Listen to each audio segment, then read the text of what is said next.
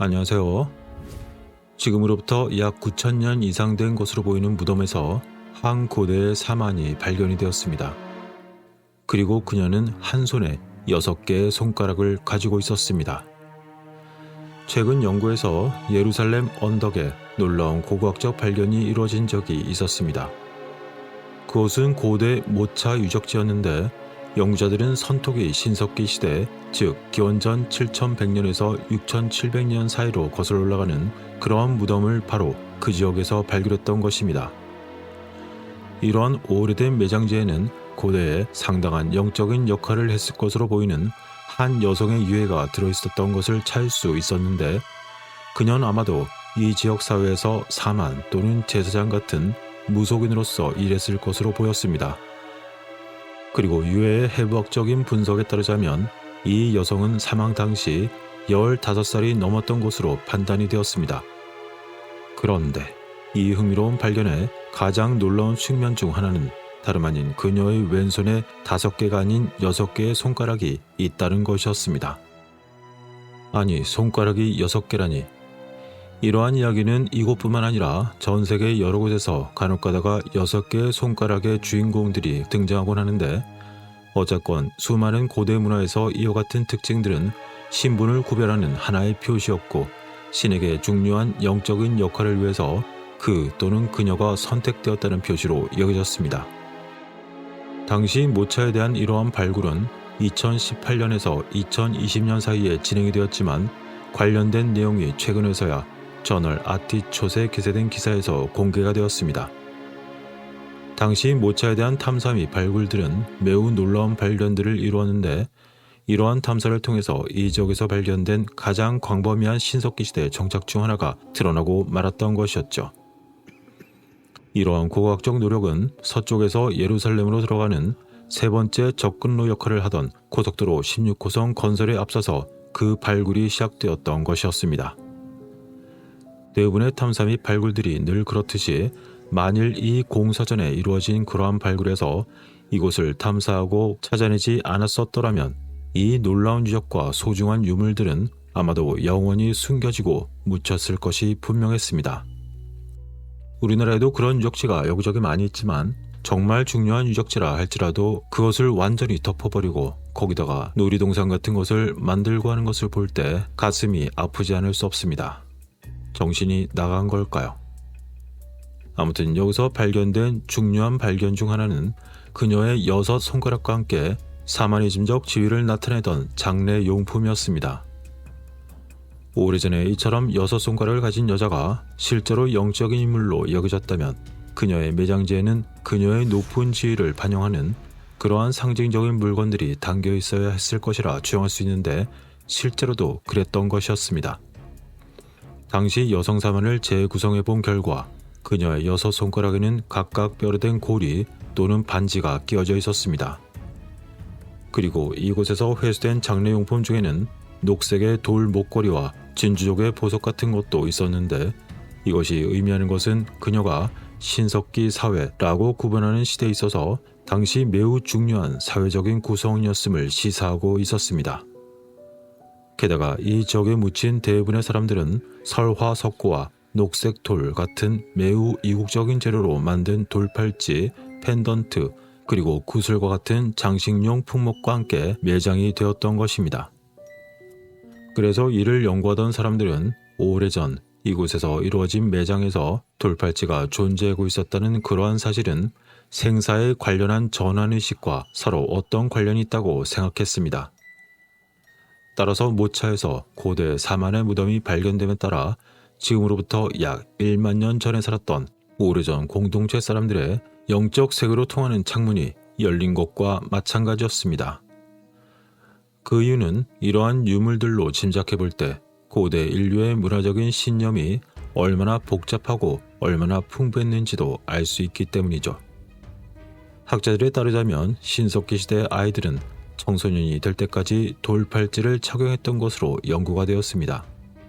그리고 성인이 되면 그들은 유대인의 바 미츠바 또는 바트 미츠바 전통과 같은 현대의 통과 의례와 매우 유사했던 그런 입문식에 참여했을 가능성이 높습니다. 그러나 성인이 되기 전에 세상을 떠난 사람들은 그들을 위한 팔찌와 함께 묻혔고 그래서 유해에서 팔찌가 그대로 발견이 되었을 것입니다. 잠시 여기서 말한 유대의식이란 것은 아이가 12살 또는 13살이 되면 토라 두리마리로 불려가 처음에 그것을 읽고 예언적인 하프타라를 외울 수 있게 하며 그렇게 아이는 기도 예배의 일부 또는 전부를 주도할 수 있게 되면서 이제 아이는 자신의 행동에 책임을 지고 유대교를 어떻게 실천할 것인지 스스로 결정할 수 있게 되면서 그 아이는 유대인 공동체의 소위 정식 구성원이 되는 것입니다. 어쨌건 다시 이야기로 돌아가 이러한 발견이 이루어진 지역 내에서 수많은 것들이 추가적으로 발견이 되었는데 그것은 종종 바닥 아래나 주거지로 보이는 곳의 벽 근처에서 발견이 되었습니다. 이런 것들을 미루어 짐작해 볼 때 고대에 이곳에 살았던 자들의 의식은 특별히 의례 목적으로 지정된 대형 공공 건물에서 사마니즘적인 수행을 포함하여 여러 가지 의식들이 행해졌을 수 있다는 걸 알 수 있습니다. 그리고 이러한 구조물들 중 대다수는 물과 매우 강한 연관성을 보였는데 이는 그곳에서 행해지는 의식에서 물이라는 것이 필수적인 역할을 했을 수 있는 그러한 특징을 알려주고 있었기 때문이었습니다.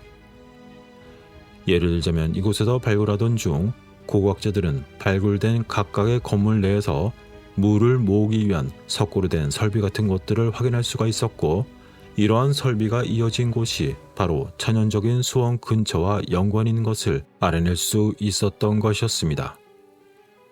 그래서 이러한 발견은 다름 아닌 물이 종교의식과 오래전 공동체의 사회적인 조직에 있어서 거의 필수적이었다는 것을 알게 해주었던 것입니다.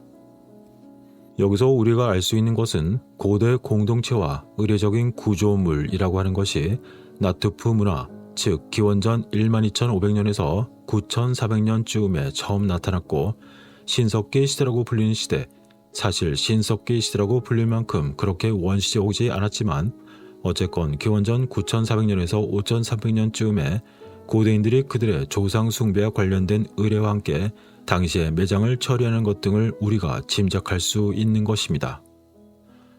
그리고 모차의 마지막 층으로 보이는 기원전 7100년에서 6700년 사이의 층을 발굴한 결과 거기에는 주거용이 아닌 많은 비주거용 구조물도 노출이 되었는데 아마도 그 일부는 예배와 의례에 사용됐을 것으로 판단이 되었습니다. 또한 소위 사만 또는 무속인의 매장으로 보이는 것을 포함한 일부 매장에서는 상징적으로 중요한 물건들이 그곳에 포함되어 있었습니다. 그래서 이곳의 건축물과 물질 문화의 흔적이 우리에게 알려주는 것은 모차의 비주거용 건물들이 다름 아닌 공동체의 의례를 위해서 설계되었음을 시사하고 있는 것으로 추측할 수 있습니다. 어쨌건 이러한 놀랍고 중요한 발굴은 신석기 시대라고 불린 시대가 인류 역사에서 중요한 전환점을 이루었다는 것을 우리에게 알 수 있게 해주었습니다. 이 시대는 식물과 동물들을 길들이는 것뿐만 아니라 혁신적인 기술의 발전을 목격할 수 있었기 때문이고 이러한 문화와 기술의 발전은 당시 고대의 경제적 관행을 재편했을 뿐만 아니라 그들이 가진 신념 체계와 의례적 전통을 형성하는 데 상당히 중요한 역할을 했던 것으로 보였습니다. 그래서 발굴된 보석이나 의식 유물과 같은 개인적인 물건을 통해서 우리는 당시의 신앙체계, 사회 계층, 그리고 지역 사회의 역할에 대해서 알 수 있게 되는 것이죠. 어쨌건 이 모차에 대한 발굴은 이스라엘 고대 유물 관리국의 하무디 칼라일리 박사, 이아니르 밀레브스키 박사, 그리고 안나 아이리 로즈 박사가 주도하고 있었습니다. 그들의 연구는 이러한 놀라운 발견을 통해서 신석기 시대 특유의 종교적인 관행이 어떻게 처음에 출현했으며 그러한 관행이 연결하고 있던 이 시대의 인간과 자연세계 그리고 서로 간의 관계가 얼마나 심오한 변화를 겪은 그러한 시기인가 하는 것을 알게 해주었습니다.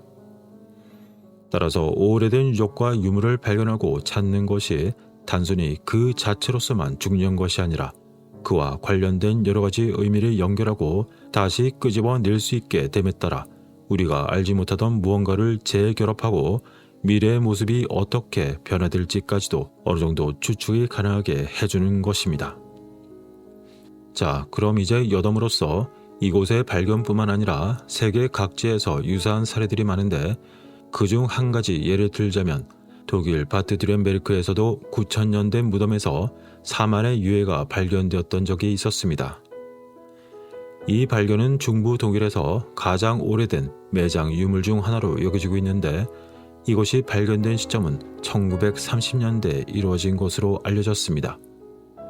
그런데 당시 이 오래된 여성은 자신의 다리 사이에 한 유화를 안친 채 묻혔던 것입니다.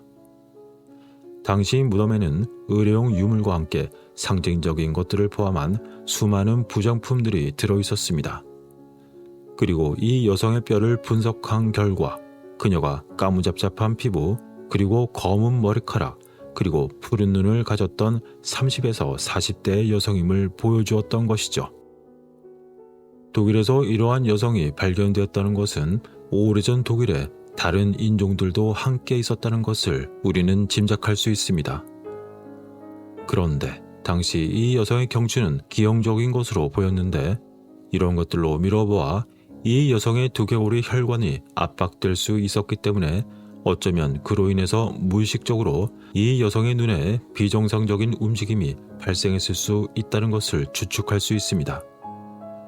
그리고 이 여성의 무릎에서 발견된 유화는 유전학과 연계하여 연구를 해본 결과 여성과 유화는 4세대에서 5세대 정도의 상호간의 연관성이 있는 것으로 드러났습니다. 어쨌건 이 무속인으로 보이던 그녀의 부정품들은 그녀가 매우 특별한 사회적인 역할을 했다는 것을 보여주었고 그녀가 있던 곳의 무덤의 재물들은 그녀가 당시 이 지역사회에서 매우 중요한 인물이었음을 시사하고 있었습니다. 그래서 이 여성 무속인의 무덤은 그녀가 영혼과 대화할 수 있고 게다가 질병도 치료할 수 있다고 믿었던 곳으로 보였는데 그래서 그런지 이곳이 사람들이 순례하던 그런 장소의 역할도 있었던 것으로 연구되었습니다. 이러한 또 다른 비슷한 예와 함께 과연 이번 이야기에서의 예루살렘 언덕에 이 오래된 유적지에서 등장했던 손가락이 6개였던 여인은 어떤 존재였을까요? 그녀가 단순히 돌연변이었기 때문에 특별하다고 생각했던 걸까요? 아니면 육선의 존재만 가능했던 그 무언가가 별도로 있었던 걸까요?